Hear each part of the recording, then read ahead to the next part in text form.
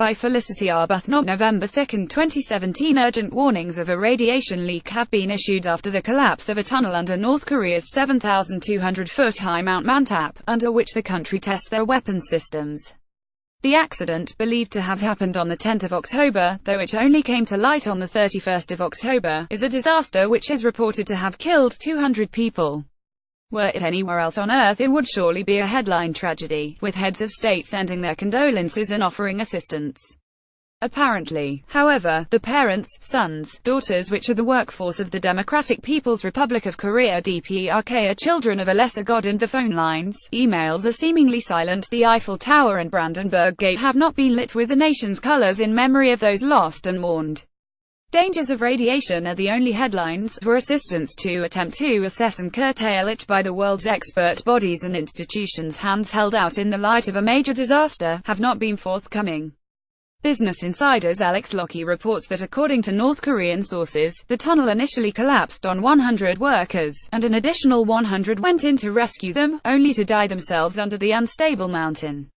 Not only is there no help from the international community, but if the debris from the test reaches China, Beijing would see that as an attack on its country. Jenny Town, the assistant director of the U.S. Korea Institute and a managing editor at 38 North, previously told Business Insider. Conveniently forgotten is America's fecklessness in testing in Nevada, where the mushroom clouds could be seen 100 miles away, and Las Vegas experienced noticeable seismic effects. Nevada test site, Wikipedia, and the fate of the so-called downwinders who suffered radiation-related diseases from the nuclear fallout. No one has shown more contempt for other nations and for the well-being of their own people than the depraved regime in North Korea, Donald Trump told the UN General Assembly in September. He is clearly ignorant of the criminal nuclear history of his own country. Also apparently forgotten are the US and UK atomic testing in the Pacific, 19,461,962, for which servicemen, unwarned of the dangers, who survived, fought for compensation for cancers and deformities of their children until the end of their lives. A few, now very elderly, still fight on. The population of Bikini Island, of course, was evacuated and still remains so radioactive that families of descendants have not been able to return. Another of America's disposable populations. Whilst it is still not certain whether North Korea has developed nuclear weapons, they have been testing the possibilities in response to over 60 years of U.S. threats. However, unlike the US, their tests have been undertaken under a vast mountain, and successive tests have so far not caused any radiation leaks in nearby regions, analysts said recently. However, in the week of the collapse there was a stark warning that continued nuclear testing by North Korea could trigger a radioactive leak. South Korea's chief meteorologist warned this week. Nam Ji-chol, the head of the Korea Meteorological Administration, said the hollow space in the bottom of the mountain where the tests are conducted could implode, leading to radioactive material seeping through. Moreover, scientists from the Chinese Academy of Sciences Institute of Geology and Geophysics last month also warned about the possibility of a catastrophic implosion in the mountains. Meanwhile, the same report states that North Korea, surely in the light of Trump's apocalyptic threats to the nation of just 25.4 million, was reportedly conducting mass evacuation drills and blackout exercises in recent days amid increased threats of nuclear war.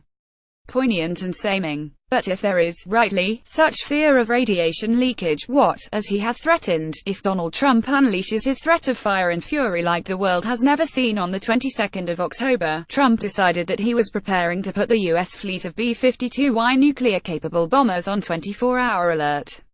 This is yet one more step in ensuring that we're prepared. Gen. David Goldfein, U.S. Air Force Chief of Staff, told Defense One. The first targets, as Trump has made clear, would be the DPRK's weapons facilities, which would make the horror of the current leak fears pale into insignificance. And as said before, the region, indeed the planet, could be rendered incinerated history. The U.S. president, now in a tight corner, with impeachment an approaching possibility and with seemingly increasingly fading grasp on reality, might just resort to such insanity as a diversionary tactic.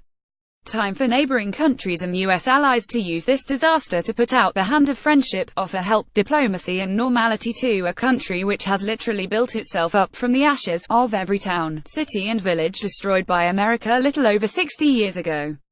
And the time to act is now. Next week might be too late. Incidentally, Donald Trump is to leave for the region and for South Korea on Sunday.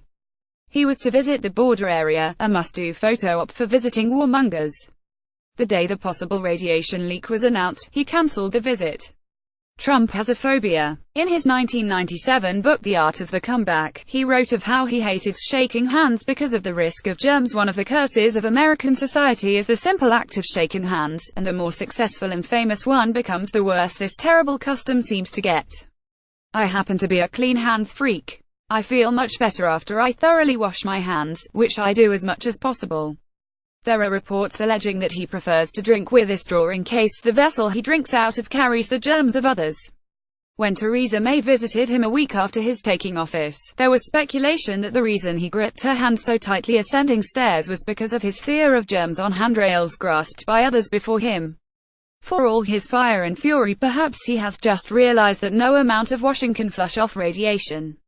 Any chance that is why he has so suddenly cancelled his visit to the border? Just wondering. Felicity Arbuthnot is a journalist with special knowledge of Iraq. Author, with Nikki van der Garg to Baghdad in the Great City series for World Almanac Books, she has also been senior researcher for 2 award-winning documentaries on Iraq, John Pilger's Paying the Price, Killing the Children of Iraq, and Dennis Halliday Returns for RTE Ireland. Read other articles by Felicity.